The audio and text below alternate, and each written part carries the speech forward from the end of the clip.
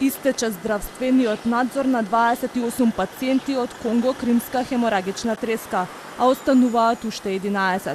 Болничарката која беше заразена и ја прими првата доза на лекот рибавирин е во стабилна состојба, вели доктор Стевановиќ.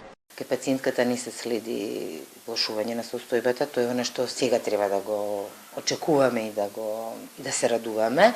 И јас искрено верувам во постепено и подобрување, тоа сите го посакуваме, нели?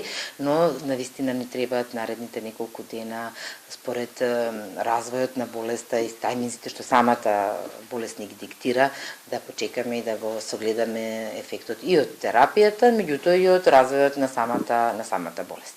Лекот рибавирин може да биде ефикасен само ако се даде во рани фази на болеста, вели за Телма епидемиологот Драган Даниловски и додава дека како секој лек, така и овој може да има нус појави, а конго-хеморагична треска има нус ефекти како гадење, замор, главоболка, но и појава на анемија. Инаку се користи не само за конго-кримската хеморагична треска, туку и за така наречената на РСВ инфекција, потоа за хепатитис С особено и вирусни хеморагични трески, меѓу кои што е ова нашава сега актуелна конго-кримската, ласа треска, венецуелска хеморагична треска, ханта вирусна инфекција, но не се препорачува за ебола и за марбушката хеморагична треска, зашто е покажано дека нема ефект.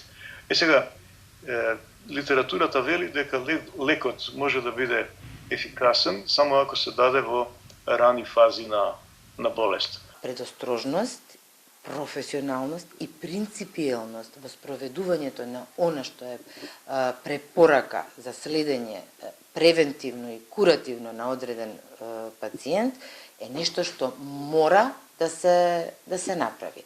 Без разлика колку ние предпоставуваме дека е нешто беззначајно, може некојаш да искочи многу значајно.